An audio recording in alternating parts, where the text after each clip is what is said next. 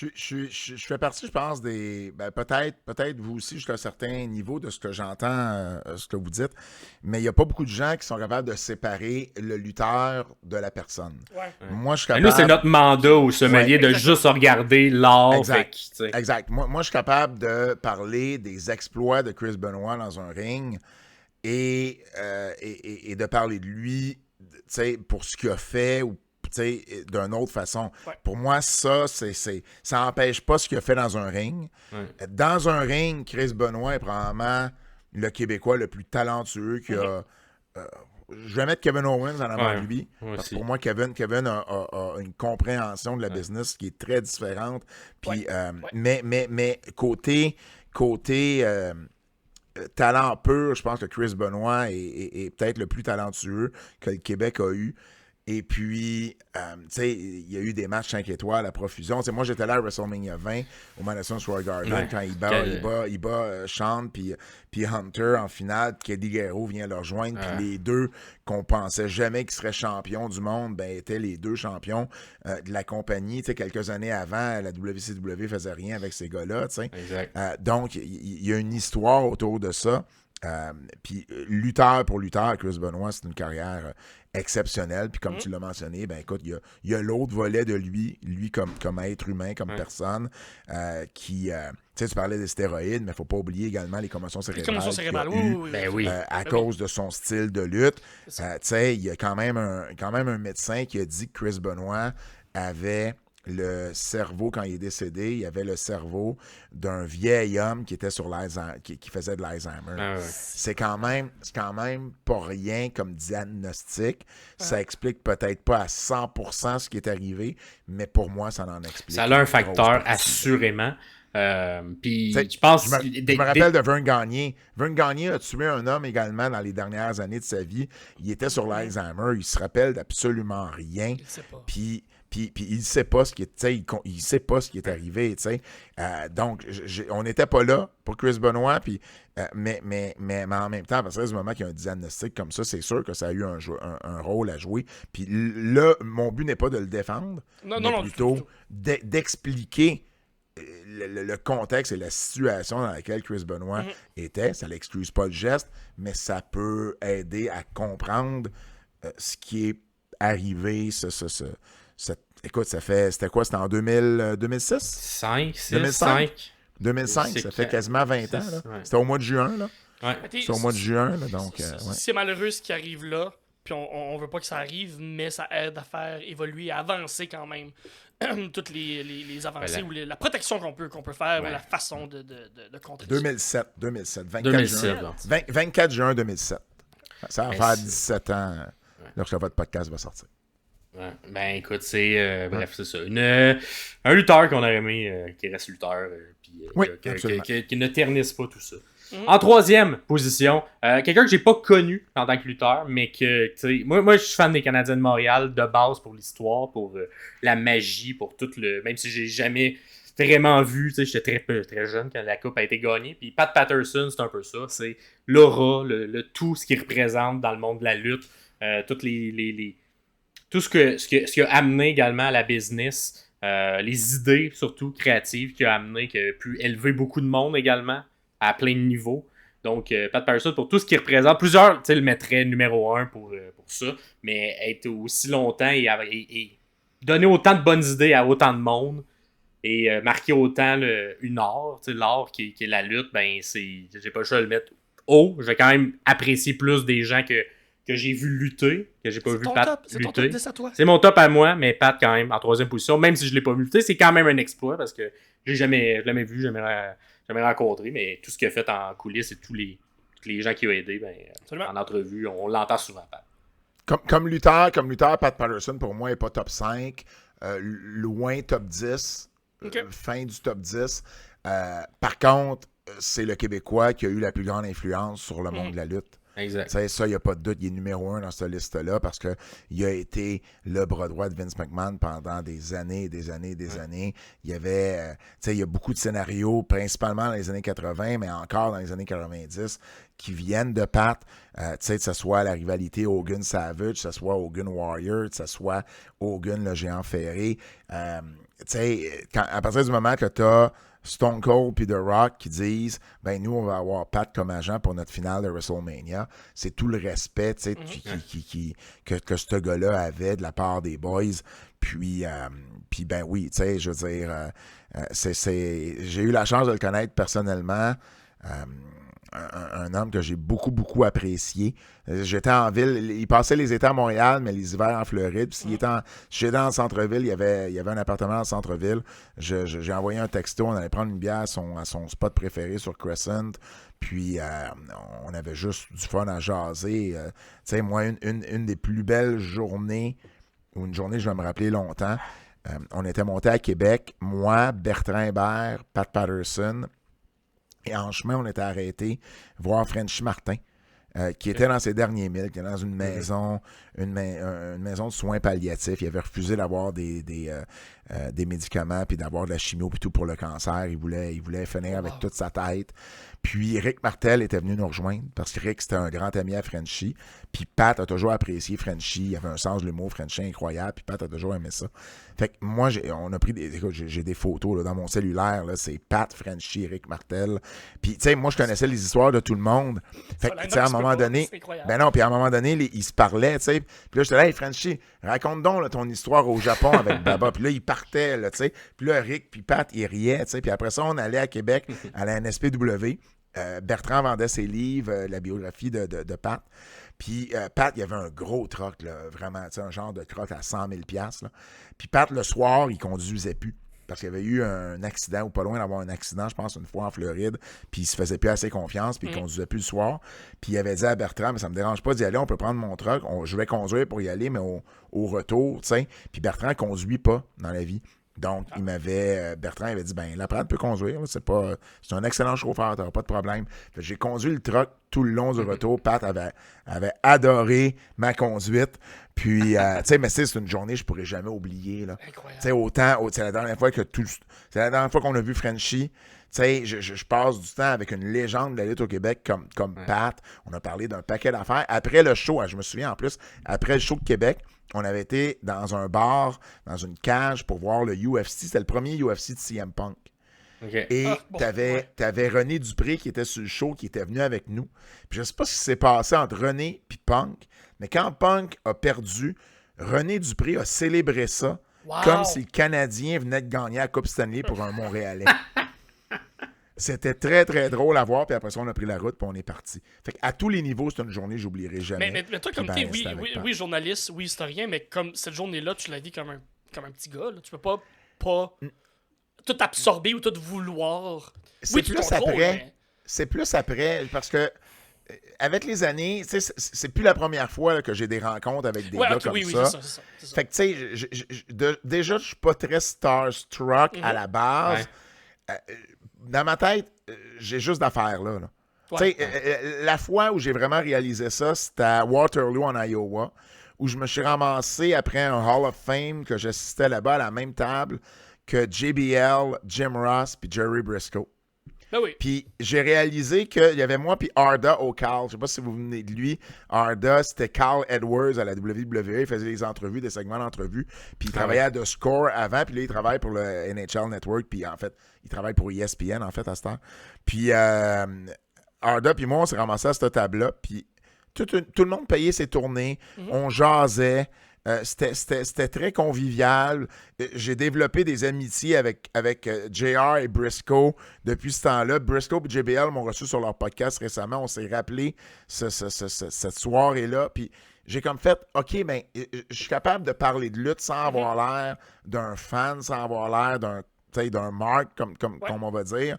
Puis c'est juste de jaser comme si c'était des gars qui avaient voyagé, tu sais, puis que j'avais juste ma place. Fait à partir de là, ces rencontres-là ont toujours été oui, je trouve ça cool maintenant quand je regarde ça, mais sur le moment, je suis pas dans ma tête en train de me dire « Wow, j'étais avec Pat ». Non, je jase, puis je donne mes opinions. Tu sais, moi, la première fois, je book la TOW, puis on est sur la terrasse en arrière de chez Marc Blondin, puis on pitch des idées pour le show, puis Pat Patterson débarque. Puis Pat commence à jaser booking avec nous. Puis il y en a bien du monde qui aurait juste fait « Pat a une idée ». Hey, oui, M. Patterson. Ouais, mais à un moment donné, Sylvain a eu une idée. Pat a dit, ouais, c'est une bonne idée, blablabla. Puis j'ai comme fait, ouais, non, moi, j'aime pas ça. Puis j'ai donné mes arguments. Puis Pat, il a dit, the kid is right. Tu sais, the kid is right. Il dit, puis là, il a dit, je comprends d'où ce qui vient avec ça. Puis OK, on pourrait peut-être faire ça comme ça d'abord. Mais moi, j'ai pas peur de mes opinions dans la vie. Puis c'est pas parce que Pat Patterson était là, j'étais pour faire comme, oui, t'as raison. Non, en bout de ligne, c'est toujours la meilleure idée qui devrait l'emporter, mais je voulais au moins donner l'opinion que j'avais, puis je l'ai faite cette journée-là, puis la phrase « The kid is right », celle-là, je m'en suis rappelé, par exemple, tu sais. Fait que, mais oui, des belles expériences avec Pat, puis vraiment, vraiment très content de l'avoir. On approche la barre des 2 heures. C'est rare hein? qu'on fait long comme ça. Là. Il te reste 2 tops, puis je sais que on sait tous c'est qui ton top 2, Max. Fait que si on est capable de faire ça en 10 minutes, on serait écœurant. C'est Kevin et Samy, donc exact. Je partirai pas là-dessus. Vous connaissez ma relation avec les deux gars. Je te laisse aller, Max. Mais toi avant que Max te dise qui est ton top 1, qui est ton top 2, Pat, ton top 1, ton top 2, Samy, Kevin, qui est un petit peu en avant de l'autre? Là, tu veux... C'est chiant, ouais, c'est ça, hein? Ok, c'est correct. Il connaît trop, là. Non. Je vais y aller, je vais garder ça en termes de lutte. Oui, termes de lutte, absolument. Parce que Kevin a eu... À cause du championnat universel, puis à cause des 2 finales de WrestleMania, je pense que Kevin a une petite coche sur Samy. Mais c'est sûr que, Samy a gagné le titre intercontinental à Mania dans un des meilleurs matchs de Mania. A une finale de WrestleMania également. Mais il est comme à un championnat mondial près, je pense, d'avoir sensiblement la même carrière de Kevin. Ils ont été champions en équipe. Tu sais, il n'y a pas une grosse différence. Mais par contre, tu demandes à Kevin, c'est qui le meilleur lutteur des deux, il va te dire c'est Ramy. Tu sais, fait que Ramy a un talent exceptionnel. Incroyable. Et surtout depuis 2 ans, c'est le fun qu'on le voit vraiment se développer, justement, dans ce côté-là. On a lui faire confiance dans le ring. Mais en fait, depuis que Roman Reigns il a fait confiance, j'ai l'impression que ça lui a donné beaucoup de confiance en lui. L'histoire du Bloodline, elle est spéciale. Puis, tu sais, tant mieux, ça l'implique Kevin aussi par la bande, là, plus tard dans l'histoire. Mais cette séquence-là où Samy essayait d'être dans le Bloodline, je veux dire, c'est une des meilleures histoires qu'on va jamais avoir. Corrige-moi si je me trompe. Est-ce que c'était juste prévu pour un course parce que c'était dans le Raw à Montréal que ça a commencé? Moi, mon impression externe, c'était le truc local de ce Raw-là. Puis que c'était pas dans le but de poursuivre ça long terme, mais que ça a tellement capté l'attention qu'ils ont décidé de le poursuivre. C'était pas un truc local, mais ça devait pas durer aussi longtemps. Absolument pas. Puis ils ont juste vu qu'il y avait une chimie. Ils ont juste vu qu'il y avait une chimie entre ces gars-là. Puis ils ont continué l'angle, puis c'est devenu... Je pense que autant que ça a aidé Samy, je pense que ça l'a aidé énormément le Bloodline également. Oui, 100%. Ça a tellement réinjecté un angle intéressant dans le Bloodline que ça a permis que ça soit une autre année de plus où qu'on trouvait ça le fun. Oui. Fait que je te laisse aller sur Kevin et Samy. Ben moi, j'ai un peu en tout cas, moi, en deuxième position, je mets... On s'entend, on est en juin 2024. Je pense que leurs histoires continuent d'être écrites et ça peut changer dans le futur. Mais pour l'instant, je vais mettre Sami Zayn en deuxième position. Un peu pour les trucs que tu as dit, mais également quand je regarde le in-ring, je trouve que Sami était excellent pour vendre, excellent pour seller. Mais je trouve Kevin plus complet dans l'arsenal de coups qu'il est capable de faire, dans la créativité qu'il est capable aussi d'avoir à l'intérieur de ses matchs. J'ai l'impression que peu importe où qui est dans un ring, proche de la deuxième corde, sur la troisième, dans le milieu du ring, à l'extérieur, il trouve toujours une manière créative, originale d'amener un mouvement. Alors que Sami, j'ai l'impression qu'il est un peu plus pris dans un moveset. Il est quand même très créatif, mais je trouve Kevin plus créatif. Puis moi, c'est ça qui vient plus me rejoindre. C'est pour ça que je mets Kevin un petit peu en avant. Il y a un peu... Je parle même pas des titres, je parle même pas des trucs, mais au micro également, je préfère Kevin à Sami, quoique dans les dernières années, Sami s'est vraiment beaucoup amélioré. Mais j'ai toujours trouvé Kevin efficace au micro, très drôle, très pince sans rire, un personnage qui comprend le méta de la lutte, le souligne par moment pour faire rire les téléspectateurs, qui est très conscient dans l'univers dans lequel on est avec Internet aussi. Fait que je le trouve un petit peu plus complet présentement que ce que Sami a fait. Mais en termes d'émotion, j'ai l'impression que Sami est meilleur pour aller capter l'émotion en dedans de qu'est-ce qui nous fait vivre. Et si un jour, moi je pense que le meilleur chemin pour un règne à Sami Zayn serait un Money in the Bank. Et si un jour il gagne, on va juste avoir hâte dans l'année qui suit de savoir ça va être quand, puis ça va être où. Puis j'ai l'impression que si ça allait arriver, ça va exploser parce qu'il y a une connexion spéciale, Sami, avec le public. Et il est capable de faire vivre plus d'émotions, je crois, que Kevin. Mais je préfère le in-ring de Kevin. Fait que mon explication des deux, vous avez le droit de ne pas être d'accord, évidemment. Mais tu sais, moi, ça, c'est la mienne. J'ai-tu le temps, Pierre, pour une courte anecdote? Ben oui. En masse le temps. Je suis au centre Vidéotron quand il y a eu le house show à Québec. Et puis, moi et Kevin Raphaël, on avait ouvert le show pour, tu sais, mettre de l'énergie. Super puis cool, tout ça. C'est super le fun comme gig. C'est la première fois qu'on faisait ça. Et on faisait un autre spot à l'intermission. Et juste avant l'intermission, c'est Rami. Excusez, là, je l'appelle Rami. Là, c'est correct. C'est ça, non. C'est Rami qui fait le match juste avant l'intermission. Puis là, ils nous disent, OK, les gars, vous pouvez y aller parce que le but, c'est une fois que Rami sort du ring, que nous autres, pas longtemps après, on embarque dans le ring pour, avec c'était qui était là? C'était Samantha Irving, c'était l'annonceuse, puis tu sais, juste, parler des objets promotionnels à vendre puis envoyer les gens à l'intermission. Wow. Alors, je croise Rami dans le c'est pas la rampe, là, mais oui, un peu la rampe, là, dans le couloir qui nous amène vers le ring, en plein milieu. Là, lui, il revient, moi, je m'avance, puis il dit salut à Kevin, puis nous, on se fait un hug. Puis j'ai dit dans l'oreille, j'ai dit, peux-tu croire où est-ce qu'on est rendu? Mm-hmm. Parce que c'est Québec, c'est le centre Vidéotron, c'est la WWE, puis tu sais, on a un historique, lui et moi, avec Kevin, bien évidemment. Puis là, ben moi, je m'en vais faire mes premiers pas dans un ring de la WWE. Tu sais, ouais, non, on n'a pas pleuré, mais c'était juste... L'émotion est là. Il y avait une charge émotive là tu sais, puis... Tu sais, ça aurait pu être n'importe qui aurait fait le match avant l'intermission. Ça a donné que c'était lui. Ça a donné que c'est lui que j'ai croisé. Tu sais, ça aurait été Cody Rhodes, mais il était pas là à l'époque, là. Ou il était-tu là, je me rappelle. Peu importe, là, ça aurait été Drew McIntyre, que, tu sais, j'aurais juste dit, hey, salut Drew, puis j'aurais continué. Mais là, il fallait que ça tombe sur Rami, puis, tu sais, c'était ça aussi, tu sais, ça fait partie des souvenirs que je vais avoir à vie. Puis, je pense que c'est une belle façon de parler, tu sais, tu disais numéro 1, numéro 2. Je pense que c'est une belle façon de dire, c'est 1A, 1B. Absolument. La différence, elle est si mince puis, que ça. Ils se croisent, tu sais, leur parcours, les deux, est tellement interconnecté que c'est difficile de dire lequel des deux. Puis peut-être dans 10 ans, on va avoir une autre réponse à cette question-là. Tu sais, je viens de sortir un livre pour un roman jeunesse, mais qui s'adresse à tout le monde, là, aux 9 à 99 ans, mais ça s'appelle Raconte-moi Kevin Owens, dans la série Raconte-moi, mais le sous-titre aurait pu être Raconte-moi Sami Zayn. Parce que il y a tellement d'histoires qui s'entrecoupent que si jamais je fais un Raconte-moi Sami Zayn à un moment donné, il y a une partie de la même histoire qui va être là. Copier-coller, là.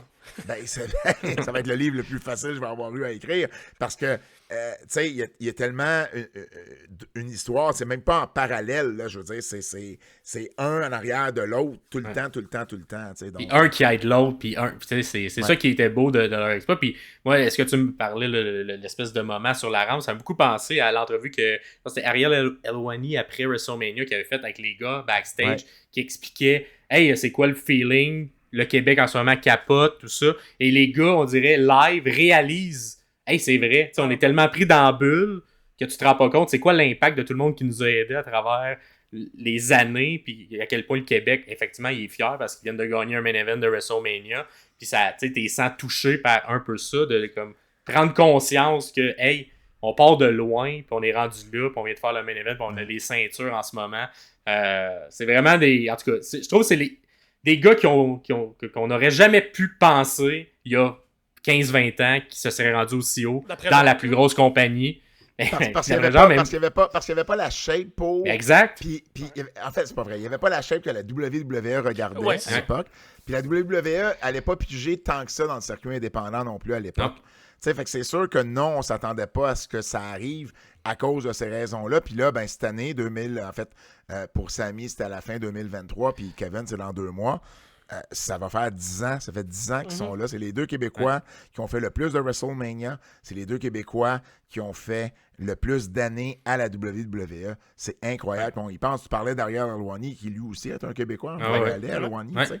Puis, la dernière chose que je vais te dire là-dessus, c'est, puis tu es un gars de hockey, Max, tu disais tantôt, ben pour moi, ces deux talents-là, ces deux talents générationnels qui ont grandi dans la business en même temps puis qui ont eu leurs exploits en même temps. Puis moi, je les ai toujours comparés à Crosby puis Ovechkin. C'est deux talents générationnels qui ont connu une carrière parallèle. Bon, Kevin et Sammy encore plus proches que Ovechkin puis Crosby, mais c'est quand même... Tu sais, ils vont prendre leur retraite, Crosby et Ovechkin, puis les deux pourraient être dans le top 5 des meilleurs joueurs de la Ligue nationale de l'histoire. Absolument. Alors que Kevin et Sammy vont vraiment prendre leur retraite numéro 1, numéro 2, peu importe l'ordre, des meilleurs lutteurs québécois de l'histoire. Donc, c'est rare que tu as deux personnes dans la même génération qui connaissent ce genre de succès-là, puis c'est incroyable. Puis pourquoi je les mets avant Chris Benoit, enlevons même tout le truc là, au niveau de l'art, c'est que j'ai trouvé Sammy et Kevin ont resté dans ce qu'ils étaient. Ils ne se sont pas dénaturés, ils n'ont pas joué la game de la business. Ils ont resté qui ils étaient pour percer, quitte à ce que peut-être qu'on ne percera jamais en restant qui on est puis de notre vision de ce que c'est la lutte. Puis même si Chris avait tout le talent au monde, ben il est rentré dans le game des stories, il est rentré dans le game de le look qu'ils veulent, plutôt que alors que Sammy puis Kevin, ils ont resté propres à qu'est-ce qu'ils croyaient qu'était la lutte, puis ça les a amenés, puis juste le fait que moi je vais mettre des t-shirts tout le long. Aujourd'hui on s'en fout, il y en a plein qui le font, mais à l'époque c'était dérangeant pour plein de gens le fait que Kevin du bat avec des t-shirts. Fait que... Moi j'étais à Boston dans la première run qu'ils ont eu à Ring of Honor en 2005, en banlieue de Boston en fait. Puis dans l'après-midi, les gars pratiquent leur match. Oui, les gars pratiquent leur match. Kevin travaille avec Vordell Walker. Et puis, à un moment donné, on entend une voix au micro. Là. C'est avant, il n'y a pas de fans. Là. Mais c'est la voix de CM Punk qui dit « Kevin Steen, remove your this is God. Remove your t-shirt. » Ça, c'était du grand punk. Max, juste te dire, c'est un excellent top 10. Je vais juste mentionner 4 noms qui, pour moi, font partie d'un top 10 quand on regarde la lutte québécoise d'une façon historique. Yvon Robert. Yvon Robert était là, je l'ai juste jamais vu. Mais... Ben non, c'est ça, exactement. Yvon Robert, Dino Bravo, Rick Martel et Johnny Rougeau. Tu mettrais-tu Carpentier dans ça? C'est pas un Québécois. Pas un Québécois, en fait, mais il a quand même été longtemps. Ben c'est ça, c'est parce qu'à un moment donné, tu mets les balises que tu veux. C'est un gars qui, lui, a eu sa citoyenneté canadienne, donc techniquement, tu pourrais dire qu'il est québécois, mais c'est quand même un Français d'origine qui est arrivé au Québec à l'âge de, 20 quelques années, Carpentier. Après la lutte olympique. Non, il n'a jamais été aux Olympiques. Non? Mais ça fait partie des fables d'Édouard Carpentier. Mais il a probablement habité plus longtemps au Québec qu'il a habité en France. Mais ça a toujours été un Français dans l'âme. Fait que, tu sais, rendu là, ça dépend toujours si tu te considères comme Québécois ou pas Québécois. Là. C'est un peu comme on parlait avec Benoît tantôt, il a grandi. Tu sais, Russell Martin, c'est un Québécois. Le gars, il est né en Ontario, il a grandi au Québec. Tu sais, je veux dire, rendu là c'est de la sémantique. Mais si tu considères Carpentier québécois, ben oui, il fait partie du top 10. Et l'autre que j'ai pas aimé et que je jouais souvent, Joe Leduc. Oui. Tu le mettrais-tu aussi dans... Peut-être pas top 10, mais c'est parce que là, à un moment donné, il faut que tu inclues Kevin puis Sammy là-dedans. C'est ça. Fait que, tu sais, l'histoire va baisser un peu, mais Joe Leduc, c'est un top 15, top 20, absolument. Là, sans... Gino Brito est là. Jacques Rougeau, le père, est là également. Raymond est là, même si, bon, toi, c'est parce que tu l'as moins vu, mais Raymond fait partie de tout ça également. Là, si tu parles d'un top 25, top 30, là, t'as un Frenchy Martin qui va rentrer là-dedans, t'as les lutteurs, j'utilise le mot parce qu'eux-mêmes sont à l'aise qu'on les utilise, mais c'est les lutteurs nains, Little Beaver, Sky Lolo, qui ont été les deux plus grands lutteurs nains de leur... de l'histoire Little Beaver, je dirais, c'est pas mal lui puis Hornswoggle, mais je le mettrais en premier quasiment. Little Beaver, c'est peut-être le nom le plus connu, le lutteur nain le plus populaire, mais je te dirais Sky Lolo et lui. Tu sais, quand on regarde les grandes rivalités de la lutte au Québec, t'as les Leduc contre les Vachons, t'as Kevin Steen ou Kevin Owens contre Sami Zayn, puis t'as Sky Lolo contre Little Beaver. C'est peut-être les 3 plus grandes rivalités de la lutte au Québec. Cool. Je vous apporte d'ailleurs, avant qu'on finisse ça, là, parce qu'on est, on est là. Qui a le plus eu d'influence, d'après vous, comme lutte... Je fais chier parce que c'est un spécial Québec. Là. Qui préférez-vous entre Marco Estrada ou Robert Maillet? Robert Maillet? Kurgan? Ouais. Qui est acadien. Ben non, absolument, mais c'est quoi ta question? Le plus d'influence? Qui vous préférez entre les deux? Il n'y a pas vraiment de question. Je vais juste plugger des lutteurs acadiens parce qu'on parle juste du Québec depuis tantôt. Ah, mais mon Dieu, Marco. Marco s'en met là. Ce que Marco fait 100%. en ce moment pour la lutte au Québec, c'est incroyable. Moi, j'aime ça parce que, tu sais, veux pas, là, pendant longtemps, Jacques Rougeau était le seul qu'on interviewait dans les médias quand on parlait de la lutte. Il y a personne mainstream quand même, Marco. Passer cette barrière-là. Ça a changé quand Bertrand et moi, on a commencé à écrire nos livres. Puis bon, moi, j'ai souvent été sollicité dans les médias, mais pendant longtemps, j'ai été pas mal le seul. Puis Bertrand, tu sais, quand on avait des livres et tout ça, ou quand il y avait, tu sais, un gros décès, Bertrand faisait aussi des entrevues. Mais là, je suis content de voir qu'un Marco... puis il y en a quelques-uns autres, mais Marco particulièrement, qu'on commence à voir partout, qui représente Benjamin très, aussi, très depuis bien. Benjamin Toll aussi. C'est un de ceux que j'avais en tête également quand je disais d'autres. Benjamin Toll également. Et Marco, c'est sûr, la relation avec Robert Lepage, tu sais, le diamant, tout ça, mais je veux dire, Marco, c'est devenu un incontournable. Puis, mon Dieu, des années, tu sais, j'ai absolument rien contre Robert, que je connais pas personnellement. J'ai croisé quelques fois, il est vraiment gentil, mais... C'est ce qu'on m'a toujours dit. Exactement. C'est ce qu'on m'a toujours dit. Mais oui, je vais prendre Marco. Tu sais, d'ailleurs, justement, c'est une belle question. C'est Marco, c'est un Québécois. Techniquement, non. Il est né au Nouveau-Brunswick, puis il a grandi au Nouveau-Brunswick, puis il est établi au Québec depuis tellement longtemps. C'est ça. Tu sais, moi, je le considère québécois, mais je ne considère pas Carpentier québécois. Fait que, tu sais, je suis même pas cohérent dans mes propres règles. Ben, écoutez, un gros merci, Pat, d'avoir été là. Et je vous invite, si vous aimez les podcasts de lutte, le podcast Les Antipodes de la lutte avec Kevin Raphaël et Pat Laprade, ça fait vraiment longtemps qu'ils roulent, beaucoup plus longtemps que nous. N'hésitez pas à aller les voir, les découvrir. Keybook, c'est là sur Patreon, le Keybook aussi. Vous avez beaucoup d'exclusivité. Vous êtes en train de faire le spécial qui a-tu la WCW, c'est tout ça? Oui, Weekend WCW. On fait ça, on a différents forfaits, on fait des entrevues. Il y a 2 entrevues par mois. On a eu des gars sur la scène québécoise, comme notre prochain, c'est Michael Bisson, qui est le scripteur en chef de la NSPW. Mais on a eu PCO, bien l'entrevue d'autres gens. PCO On a eu PCO, on a eu Jimmy Corderas, l'ancien arbitre. On a eu bien des gens. On a eu Diana Perazzo également dans le passé aux Antipodes. Aigle Blanc. Bon, bref, on a beaucoup de contenu. C'est les revues de pay-per-view après chaque pay-per-view. Beaucoup de nouveaux contenus sur le Keybook en plus des Antipodes. Évidemment, la lutte à TVA Sport pour ceux qui ont juste 1 heure à consacrer à la WWE par semaine. Puis il y en a que c'est ça la réalité. C'est bien correct aussi. Ben, absolument. Puis sinon, le podcast sort quand, le 24 juin? Oui, le 24 juin. Ben, 5 jours après, le 29 juin, Femme Fatale à Québec. On a notre show que justement, je suis promoteur avec Michael Bisson. Donc, venez voir ça. Les billets sont en vente sur lepointdevente.com.